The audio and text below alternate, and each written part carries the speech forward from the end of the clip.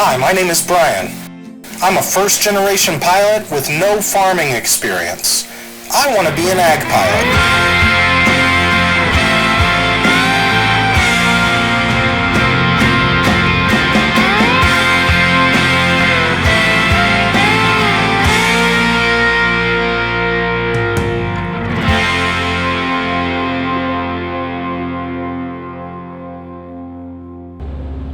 Alright, we just took off, headed south here. I'm going to a little field here. We're going to practice some low-level flying and low-altitude maneuvering here today. Where we're going is some family property that we've got permission to be flying over low. And it's nowhere close to any roads or people or structures or anything like that, so perfectly legal to be flying low around this area. This time of year, when you're flying low level around here, number one thing you want to keep an eye out for are crop dusters. They're going to be flying, ferrying from field to field at very low altitude, so we always want to keep our head out looking for them. But I thought I'd just take today to talk to you guys a little bit about me and my story, and how I got into aviation, and where I'm hoping it'll take me.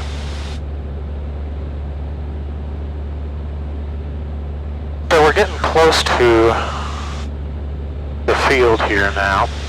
So the first thing I'm going to do is I'm just going to slowly start a nice descent. Keeping my eyes around. First thing I'm going to do is scan the perimeter all around this area, make sure there's no towers that have popped up that I don't know about. I want to make sure in the areas where we'll be making our turns that there isn't anything that's going to surprise us, anything tall, and so far we're looking good. And then as we continue to get lower here, I'm going to scan the area where we'll actually be flying, looking for any possible obstacles, anything that might be in our way. Now I know, one of the nice things about this field is I know there's no power lines, and generally nobody ever comes out here, so there shouldn't be anything new out in the middle of the field, but always want to do a good scan at a little bit higher altitude first, just to make sure there's no surprises.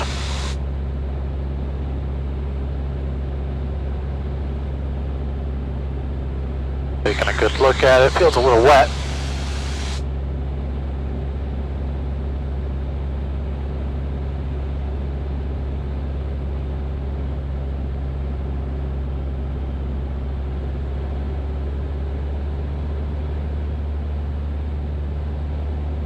I'll look at it from the other side, and so far everything looks clear and good, and should be a nice little spot to fly.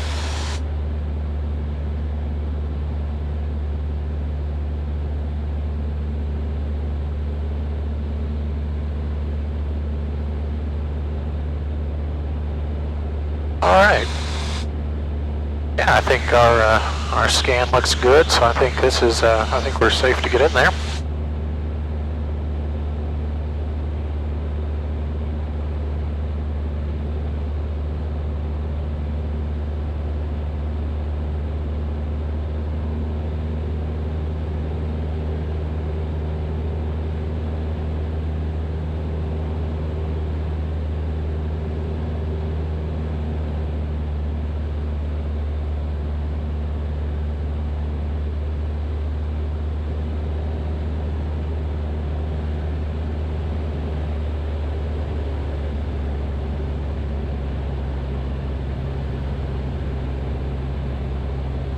All right, here we go.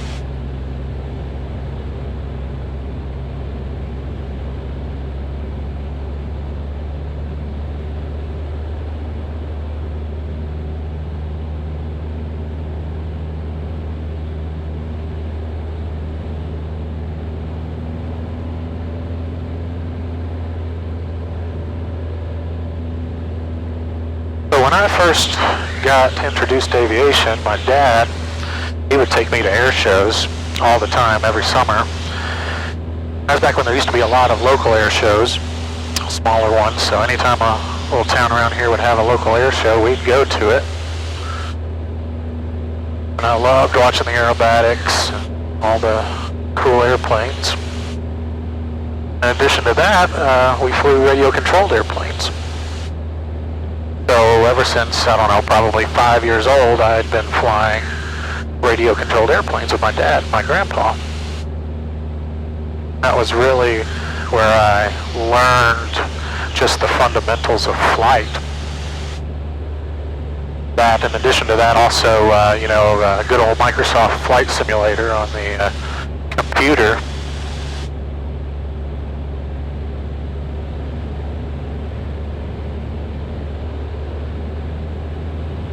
So it's always been an interest of mine to fly airplanes. But my dad was not a pilot, still isn't a pilot. My grandpa wasn't a pilot. Just the models and the radio-controlled stuff. But still, a love for aviation shared between all of us. But as a young man, a teenager, I decided that I wanted to grow up, be a famous entertainer. So I moved off to Nashville. Kind of got into the music business, songwriting, playing music.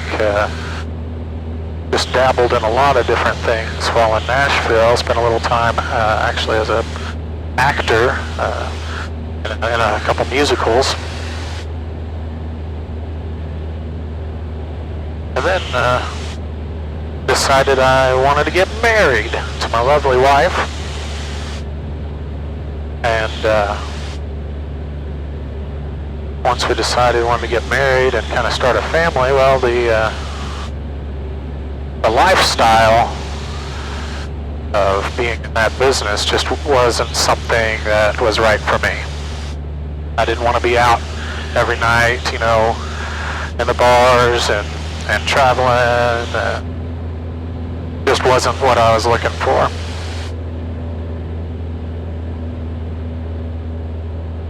So I finally got myself a grown-up job.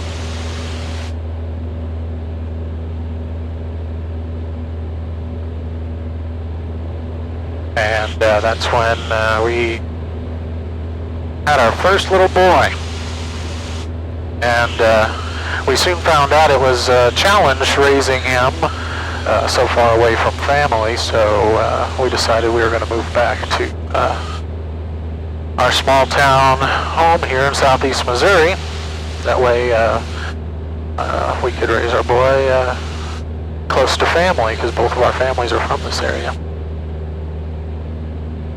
Now, just before that happened, I decided, I guess right when that we decided to do that, I decided it was time to get my pilot's license. First of all, it's something that I just always wanted to do. But then secondly, I thought, wow, if I'm not going to do the entertainment industry anymore, I want to do something that I have a passion for. And flying is definitely something I have a very strong interest in. So right after our first son was born, I started flying lessons, and a few months later, I got my private pilot certificate. And then we moved, that's when we moved. Right after I got my pilot certificate, we moved back to Missouri.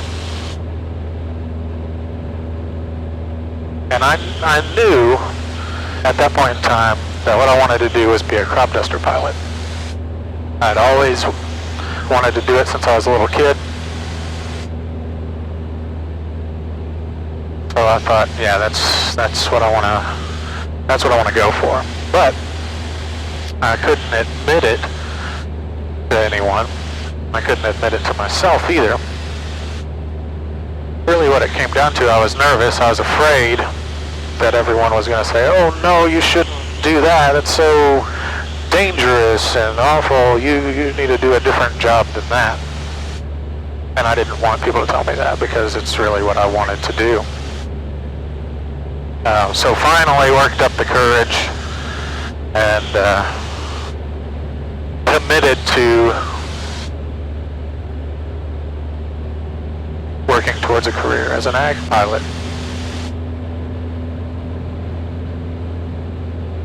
After trying to talk myself out of it, and I just couldn't talk myself out of it, so that's when I decided, well, this is probably right for me.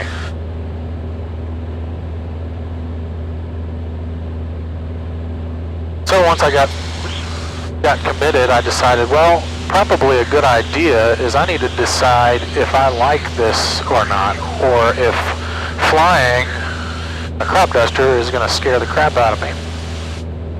So I decided to go to an ag flying school and test my gut, see if I could do it. And well, I absolutely loved it.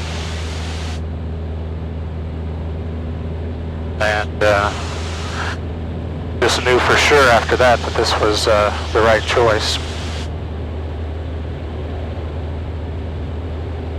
So ever since then, I've just been crossing off the requirements to get my commercial rating,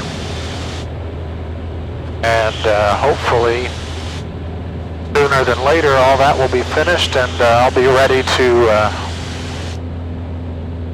do this for real, and just really looking forward to that.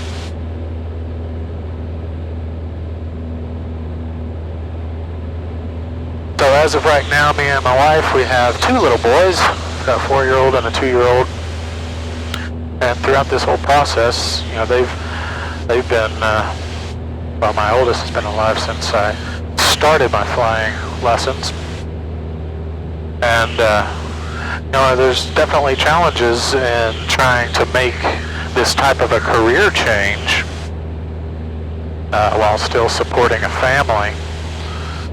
And my wife has been very, very helpful, and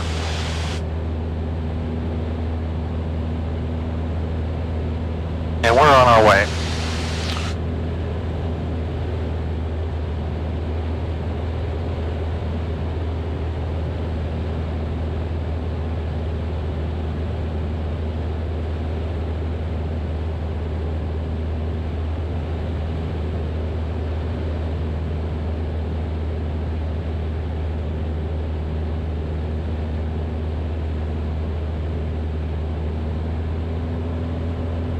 For this type of low-level flying, I definitely think it's important to get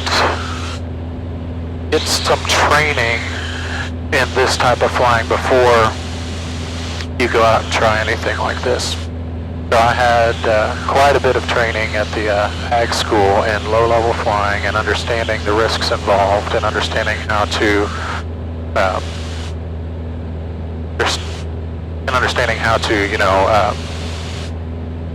look for those risks and avoid them as best you can. Had spin training, ability to recognize and avoid spins.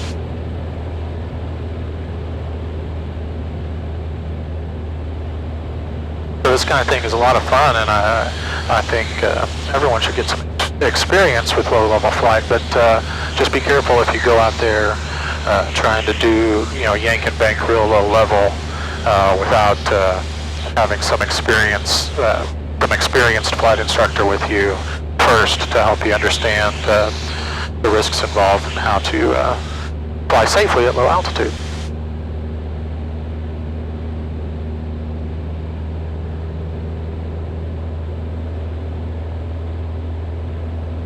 So for me,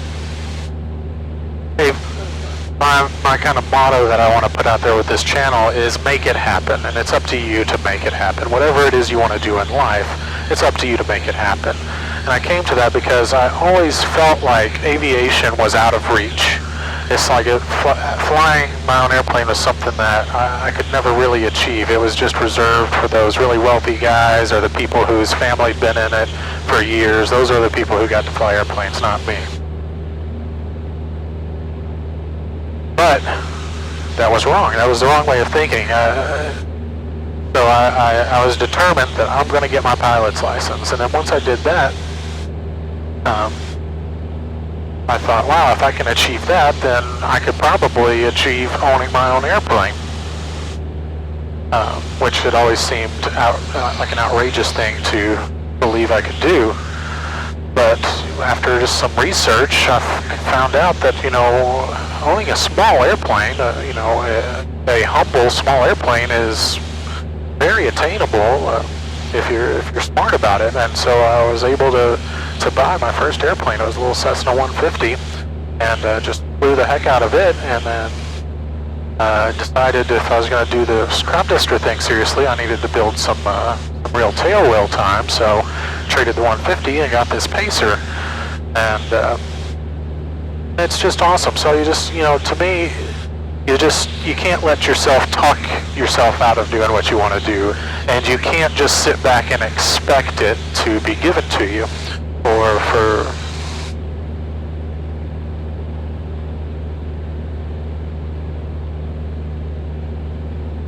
it's not just going to happen. It's up to you to make it happen. So just remember that you've got that power to do whatever it is you want to do, no matter how hard it might seem.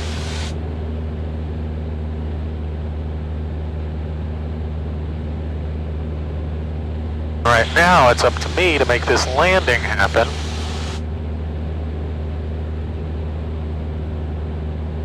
The winds, unfortunately, are pretty light and variable right now,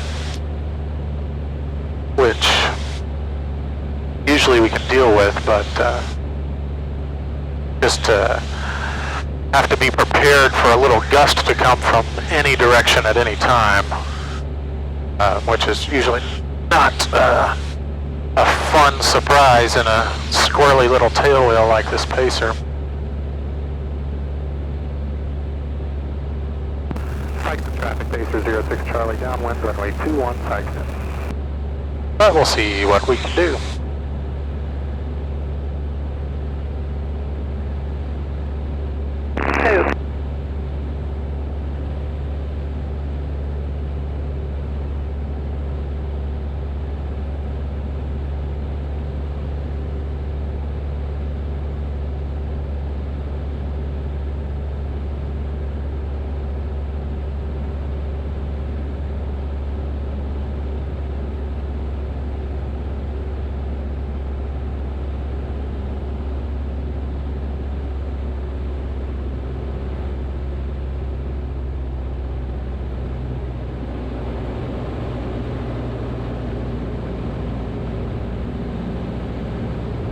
Notch of flaps.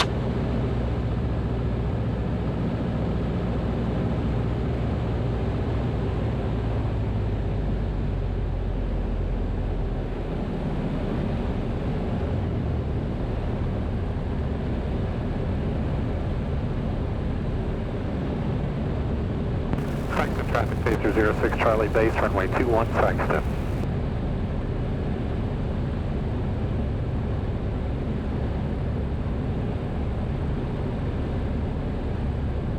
Alright, checking final. Final looks clear.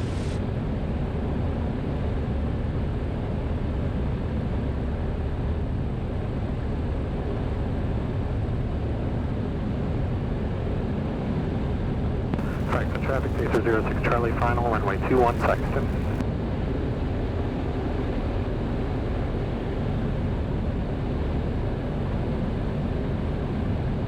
Airport traffic, this Columbia 678 Yankee. Yankee, we're descending through 3000. We're 9 miles to the east.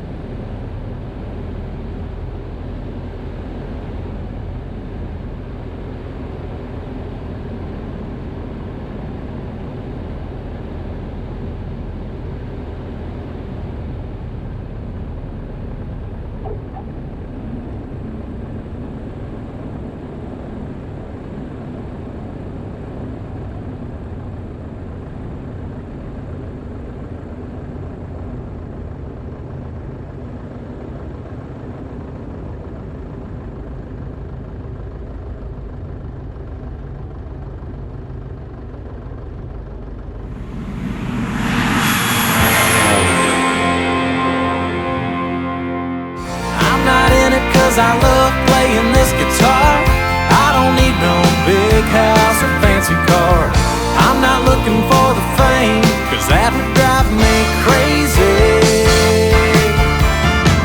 No, I don't do it for the money, I do it for the lady.